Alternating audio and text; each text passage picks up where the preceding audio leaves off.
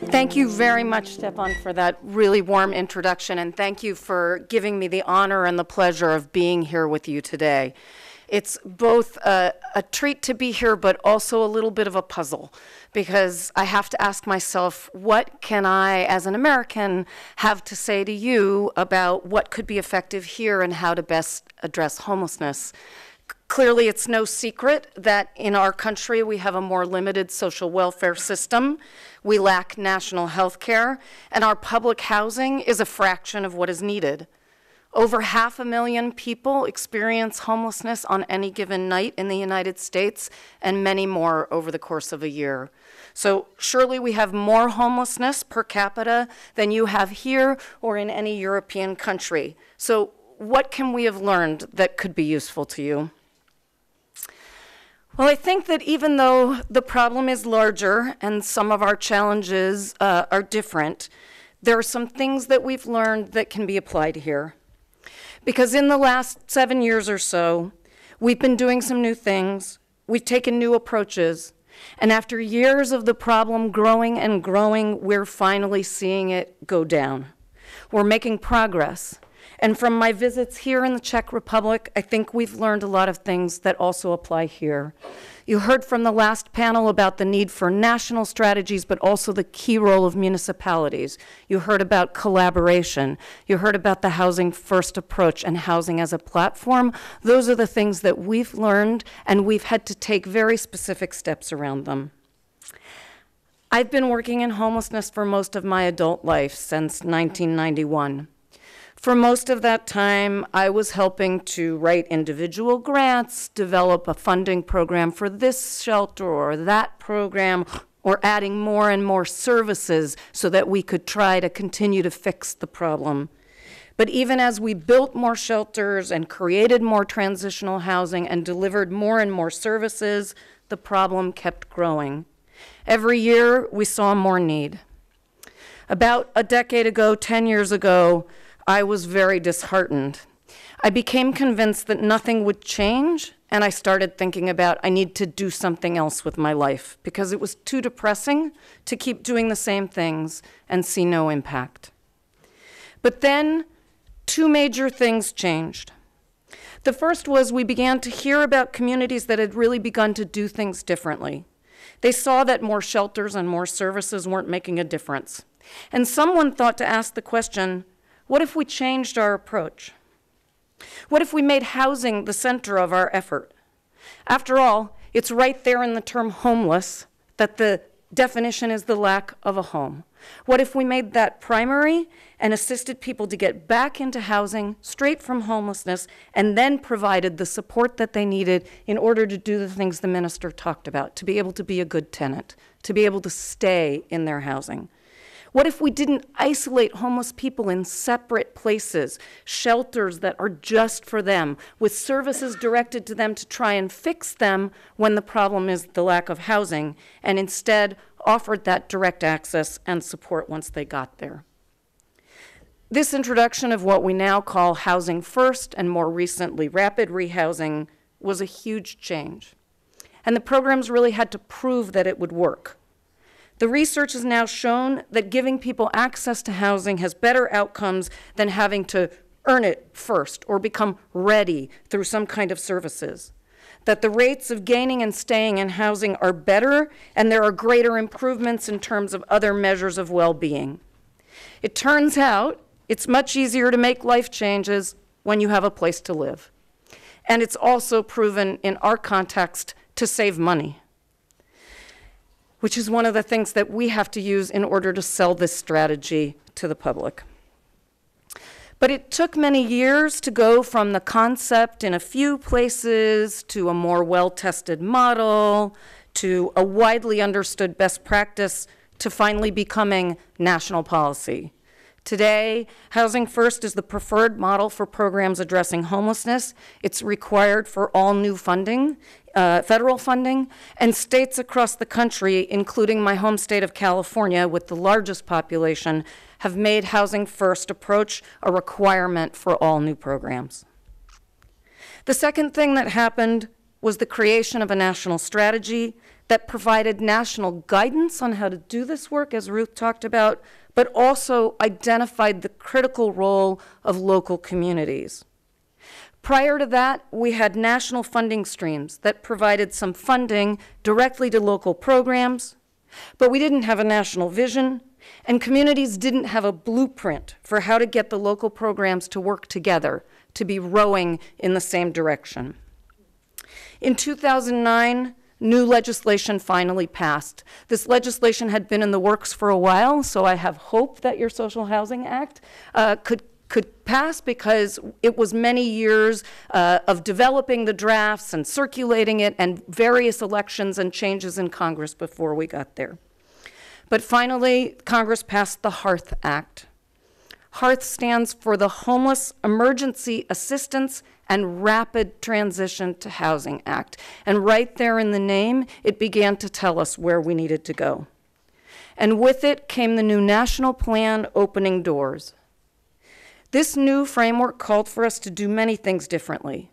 It called for a focus on housing solutions, but it also introduced the idea of performance measurement and accountability. Communities and programs were now called upon to measure the outcomes of our efforts, not by how many meals we served, or how many shelter nights we provided, or how many counseling sessions were attended, but by how many people ended their homelessness by being housed, how quickly they got there, and if they were able to stay. This was a really big change, and it was really hard at first. It's still hard. Many people feel that we can't be held accountable for these things that we don't control. How can we as homeless programs or as communities be responsible for making sure that people who've experienced homelessness stay in housing, and not just serving people when they're homeless? Within the field, people resisted this new accountability. But when I would talk to people outside of the field, my own family and friends, and tell them what I was doing, they would ask me, what do you do? Well, I go around the country and I tell people they should measure their outcomes and how to do it.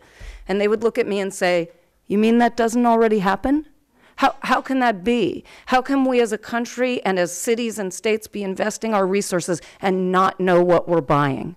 So we had to come to the place that the public, once they understood, was already with us on. We need to be accountable for achieving our goals. And this is where a key change also came in. The framework called for creating local system approaches in each locality to address the issue as a community. So in the United States, like here, the responsibility for social services, for housing, for benefits are spread across different agencies at different levels of government. Housing is largely a city or local responsibility. Services are usually a county or state responsibility. Some programs even have their own geographic boundaries that don't match any of those things. Veteran services, for example, are delivered in regions that don't match cities, counties, or states. The new framework called for local communities to change their approach. It said we needed to, quote, transform homeless services to crisis response systems that prevent homelessness and rapidly return people who experience homelessness to stable housing. This little phrase has been transformational, but we have to unpack it to know what it really means. So what does it mean to actually take on this local system approach? It means, for one, that all the resources in a community that are intended to address homelessness have to be aligned and working together. It means our local agencies have to sit together to design the response so that each one is working in tandem and supporting an approach rather than, I'll design a program to do this, and my rules are like that. It also means that we need to know the role of each part of the system. Shelters, we need them. They provide an incredible foundation for people to be safe on a temporary basis while they work toward housing. But alone, they don't solve homelessness. Subsidies, housing resources are needed, but we have to know how to get them to people and who to give them to. Services are very important, but the services need to be oriented toward that common goal that we have to get people into housing and help them stay there. We need to know how each program is contributing toward that overall goal of reducing homelessness. It also means that each community has to have a clear pathway for how people need to get the assistance. It's no longer up to each program to say who they will take, who they're designed for, and who they won't serve. Or to say, today I have an opening, so you can come in, and today I don't, and good luck. We need one way, a coordinated entryway, a joint method for how our programs are accessed and how assistance is given, and it needs to be clear in the community and to the people experiencing homelessness. I did focus groups in several communities as we were planning these systems, and hearing from people the number of times that they had to go to different agencies, knock on doors and be told no, or be told maybe, now tell me your whole life story again, was heartbreaking.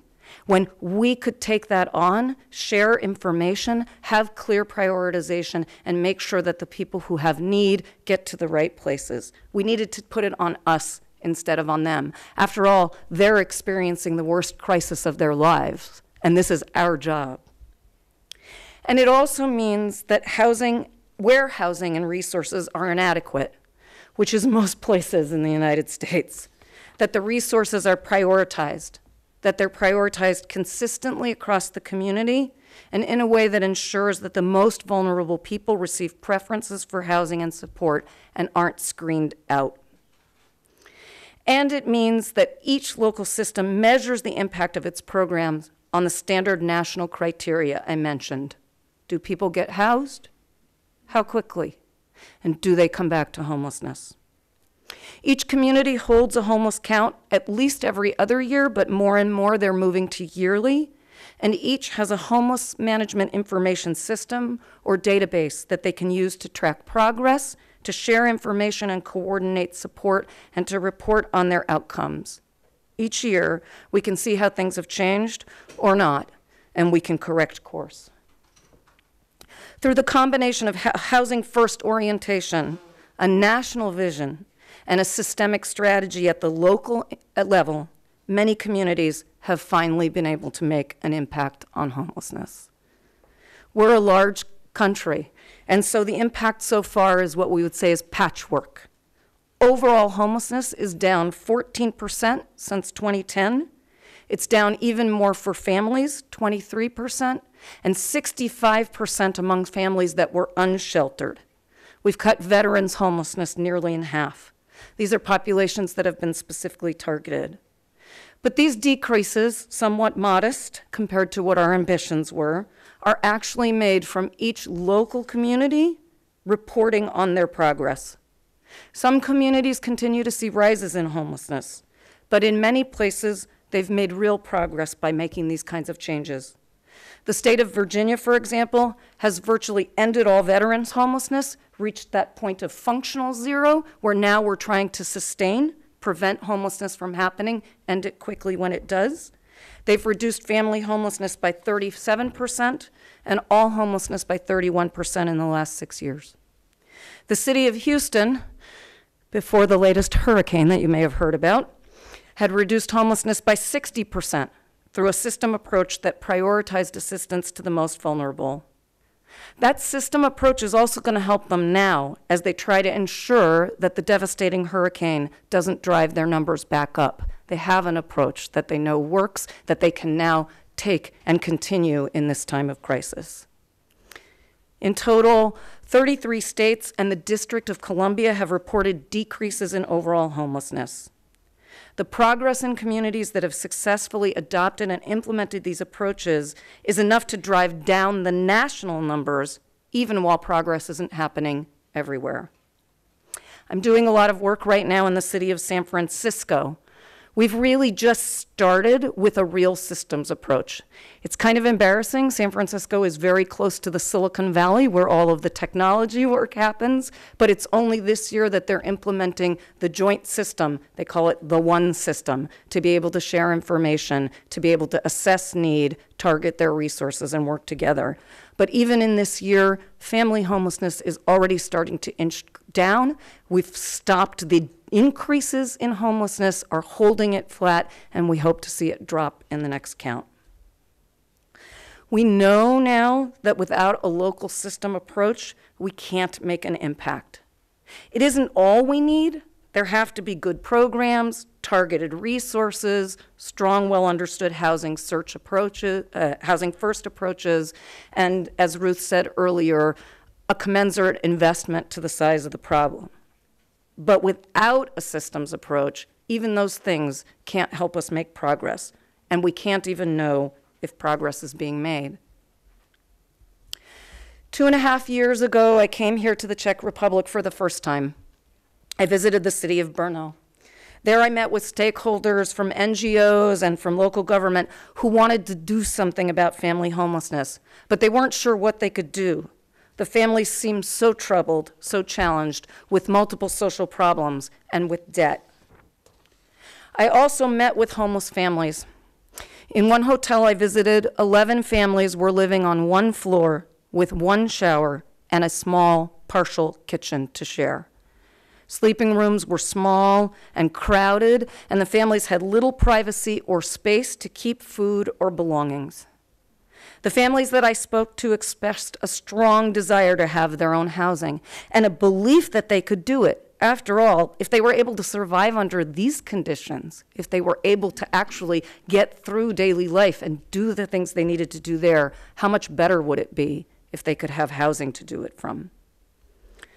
A team in Brno worked together to design the pilot for families, helping 50 of them to move out of these hotels and back into housing. And like in the United States, we know that the cost for doing this in the long run is less than maintaining these inadequate places for people to live. To make this kind of effort work takes collaboration of different parts of the city, the housing department, the social agency, local NGOs all have to work together to make sure that the units are available and in good condition, that the housing allowances are paid, and that appropriate social services to support tenancy are provided. Brno has also used this process to set a vision, to make homelessness rare, brief, and non-recurring. During this return visit this week, I visited Brno to hear both the progress and the challenges that they face. As you do this kind of work, you identify the ways in which our systems don't work together, where we've had policies that maybe work for this agency or that agency, but they don't work for the people who need the help. We start to see it from their perspective. We start to understand that these problems weren't created by them. They were created by the systems that we designed by not working intentionally together, and they have caused, in many cases, the lingering problems that we were designed actually to solve. I've also met with representatives of other communities here who would like to do something to address the problem, and I'm very encouraged that there's such an interest in doing something. Like us, I think you need a mix of national and local strategies and approaches. A national increase in social housing targeted for this effort would have a huge impact. Potential changes in how indebtedness is handled could also be very important. It seems to be a system barrier how those things are handled. And housing first approaches and national training and a common vision will all be important. But you'll also need your communities to come together to address the specific populations, to learn about the magnitude of the problem on the ground, to bring what's already working to the table, and to change what can be to be more effective, to align local resources and work together toward common goals, and to measure your outcomes consistently and share the results. Every community that I work with across the United States starts by telling me that they're different. They say that what worked in New Orleans or has worked in Cleveland or Houston can't work for them. But I see how similar the challenges that they face are. I see the way in which we've constructed programs that don't really address the problem in a systemic way. I see the way that we're wedded to particular ways of doing things. I see the way we aren't always measuring our accountability or using our resources. But I also do see how they're different.